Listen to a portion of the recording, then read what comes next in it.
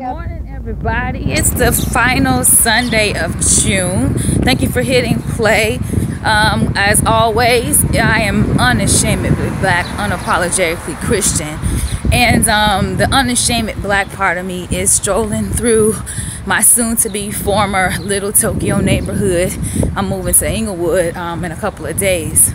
So as I'm taking my morning trek, representing Girl Trek in the spirit of Juneteenth, get free. So this kind of goes along with that. I couldn't help but think of Blackonomics.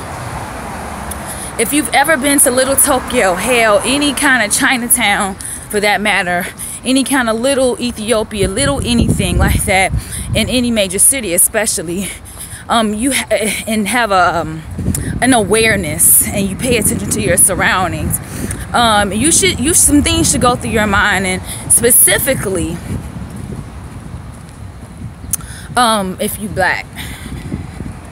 You know, I know there's back in my hometown of Chicago, there's this big push to buy black. Some good people are doing the Bridge Embassy, they're doing the Black Mall, and that's great. And so it's just so interesting here in Los Angeles, like I said, in this Little Tokyo community.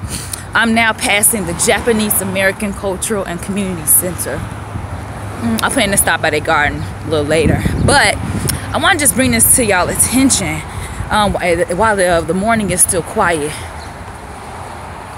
They got their stuff on lock over here. Do you understand what I'm saying? I just couldn't help but think of not one black-owned business in this area. Not one. I have to, not one. But you know, if I go to the other side of town, they're all in our stuff. I just have to, and we have to dig. And why is that?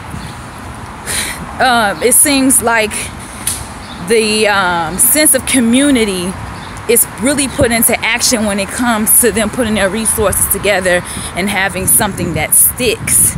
Moreover, they don't have any the only major chain business in this area. We have one Starbucks. So when I even need to go to the 99-cent store, when I need to go to Walgreens or Ralph's out here, whatever, I have to travel. It is not around the corner. I have to go to Daiso, which is like $1.50. It's not the 99-cent store. And so, but Daiso is Asian. It's not major corporation. Just stuff you guys need to be aware of. Like, the economic situation is deep. And so you have to wonder, what do they have in place to make sure that they keep their money in their hood and that you can only do business with them. They also have Nisei Week. I've performed in Nisei Week doing the dances and things like that. Do you know what the purpose and the reason why they celebrate Nisei Week? It literally is celebrating their economic heritage, born out of when they came back and reclaimed this area, because for a while during the Pearl Harbor thing, when they were doing like pushing them out or whatever, it was a lot of Hispanic, even some black people over there. But they came back and they got this. I'm passing the Little Tokyo Towers right now. I'm about to come up on a Buddhist temple. Okay, let's keep it going. And so they're celebrating the fact that they're making sure that the new generation does not forget the economics that the old generation, the foundation in which they laid. And it's a big parade, it's a big to-do. And even when you walk through the area, there's all kinds of pieces of little history and landmarks to make sure you do not forget about their history. It's everywhere, even in the Japanese American Museum, which is a couple of blocks over. You gonna know that you in a space. And just the quality. Matter of fact, Chinatown is like 2 miles over. I don't even think Chinatown is as nice, but of course Chinatown, they're even more deeply, homogenous in their culture.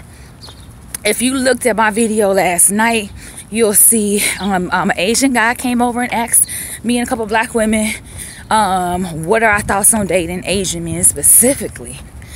And so, you know, it's so interesting because, you know, being a liberal woman that we are, we're like, you know what, we might entertain it, we might, and but we wanted to know the flip of it. What about Asian men considering black women? He said, now I'm just gonna preface this. He said, me, I think you're gorgeous. I wouldn't mind dating you, like for real, like I would wife you. But then he said, honestly, as an overall cultural thing or whatever, most Asian men would not consider dating a black woman. He gave us the 100 of it. He was like, yo, it's just the way it is. I was like, wow. So there you have it. You have it. Like, they are raised to keep it tight, keep it together, keep it in the community. Now, does this keep division? Does this add to the climate in which we live, where people are intolerable of one another? Or is this good to have certain ethnic groups keep the economics within? I don't know. I'm pondering that, because with the way our my people have been locked out of stuff for so long, yes, I want to partner with my own, but I want to make sure that we have every opportunity available. And if that means doing business with somebody outside of mine to get on, then I think we need to consider that. But the likelihood of them being open is something, I don't know, guys. I feel like I'm rambling at this point. Hey, if you got something you want to say about it, what's been your experience? I just live in Little Tokyo, but I know it's some black people that then lived over in Tokyo, in China, anything in Asia. And so, especially you, by all means, put some input on this thing. If you want to share, that would be great. Subscribe so we can just have more good dialogue like this, yo. All right. Peace.